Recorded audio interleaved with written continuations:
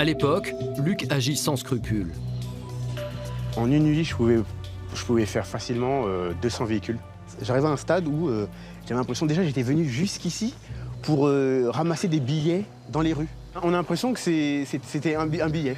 C'est comme si je prenais 200 € minimum par voiture. Mais voler une voiture n'est souvent pour eux qu'une première étape. Le but est en général de la revendre. Or, pour les malfrats, cette seconde étape est compliquée. Car une fois le vol déclaré à la police, les préfectures sont automatiquement informées et il devient impossible à tout nouveau propriétaire de mettre à jour la carte grise sans que le vol ne soit signalé informatiquement. Alors, certains voleurs ont mis en place un système qui leur permet de contourner la difficulté et de régulariser ces voitures dérobées. Et vous allez le voir, ce système repose sur un trafic de papier à grande échelle. Un trafic qui, nous l'avons découvert, rend quasiment impossible de retrouver nos véhicules volés.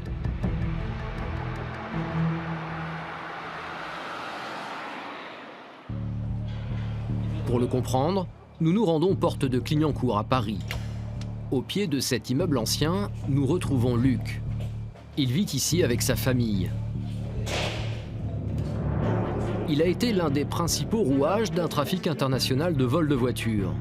Pour cela, il a même été condamné à 15 mois de prison. Il s'est repenti depuis. Il nous montre la devise qu'il s'était fait tatouer à l'époque sur son torse.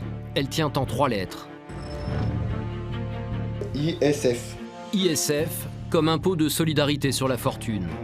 Il espérait pouvoir être suffisamment riche un jour pour payer cet impôt. Je me suis toujours dit, si un jour je paye l'impôt sur la fortune, c'est que j'ai réussi ma vie. À l'époque, il a 20 ans et entretient un look romantique.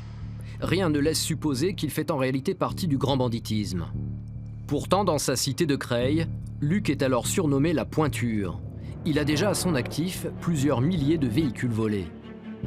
Tout a commencé 2 ans plus tôt. À l'époque, Luc s'est engagé dans l'armée. Lors d'une de ses permissions, il traîne dans son quartier et il est repéré par un important réseau de voleurs de voitures qui sévit dans sa cité. Un réseau très organisé qui va lui proposer de gagner beaucoup plus d'argent que sa solde de militaire. Moi, je suis chargé juste de prendre des cartes grises, les ramener et les vendre. Je les prenais en Belgique et je les ramenais en France. Et j'ai l'impression de me sentir que je suis quelqu'un, parce que je participe à une économie souterraine. Et je me sens un peu comme Tony Montana ou d'autres gangsters, mais Jacques Mérine, ou voilà. Même dans mon sac d'amis, j'étais le petit caïd dans mon sac d'amis, parce que je faisais ça. J'étais devenu, on peut dire, le mec qui ramène les cartes. C'était le mec qu'il faut connaître pour, tu veux des cartes, c'est lui qu'il faut voir. Un système de vol de voitures qui commence donc par un vol de cartes grises. Pour cela, le réseau a mis en place une organisation avec des ramifications qui vont bien au-delà de la région parisienne. Pour nous le montrer, Luc nous donne rendez-vous devant la gare du Nord. Pendant des mois, 3 fois par semaine, le jeune trafiquant va prendre le train et parcourir 350 km vers le nord, direction Bruxelles. Car c'est ici que tout commence, dans la capitale belge. À chaque voyage, Luc n'a qu'un but en tête, voler un maximum de cartes grises.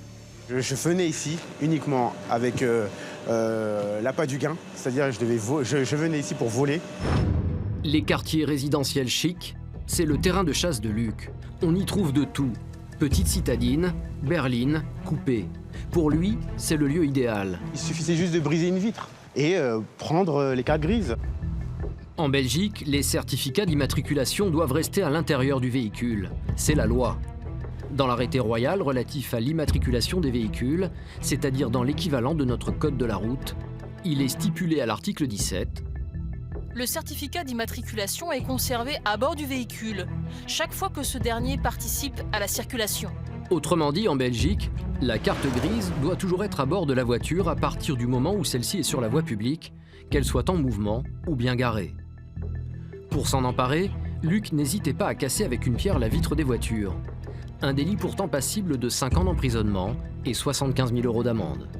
Alors voilà comment ça se passait. Et il arrivait, je me mettais à hauteur limite, je suis limite à ça de la vitre, à peut-être 15-20 cm. Et quand j'ai mon silex, bien sûr c'est un silex, je le jette et limite, lorsque je le lâche, je Il y a 2 cm qui séparent entre ma main et la vitre. En fait, c'est juste pour minimiser le bruit, pour faire le moins de bruit possible. À chaque voyage, c'est le même rituel. Luc va commettre des vols avec effraction en série et dérober ainsi à chaque virée nocturne plusieurs dizaines de cartes grises. À l'époque, Luc agit sans scrupule. En une nuit, je pouvais faire facilement 200 véhicules. J'arrivais à un stade où j'avais l'impression déjà j'étais venu jusqu'ici pour ramasser des billets dans les rues. On a l'impression que c'était un billet. C'est comme si je prenais 200 € minimum par voiture. Luc visait de préférence les voitures haut de gamme, celles qui rapportaient le plus. Mais c'était aussi celles qui attiraient le plus l'attention. Alors à chaque fois, Luc restait prudent pour pouvoir continuer de voler sans être dérangé. Et il avait sa technique pour cela. Je mettais toujours côté, pas le côté conducteur, mais côté passager. Côté trottoir? Voilà, côté trottoir. Parce qu'au cas où, si j'entends juste une voiture qui passe, la première réaction, c'est de se baisser automatiquement pour essayer de se cacher. À l'époque, le jeune homme sait qu'en volant ses cartes grises, il alimente forcément un réseau qui commet des délits à la chaîne, et parfois pire encore. Je sais que maintenant, en France, je vais alimenter d'autres crimes. Quelque part, je pousse des gens, par le biais d'avoir amené la première pièce du puzzle, eux, ils vont compléter la suite. La suite se passe de l'autre côté de la frontière. Retour en France. Luc va vendre au réseau chaque carte grise volée environ 200 €. Et voici le reste du système mis en place par les trafiquants. Ils sont désormais en possession d'une vraie carte grise belge qu'ils vont remettre à un complice. Ensuite, ils vont faire un faux certificat de vente au nom de ce complice. Ce faux certificat prouve la vente du véhicule belge, en réalité resté en Belgique. L'homme n'a plus qu'à se rendre à la préfecture avec la vraie carte grise belge et le faux certificat de vente.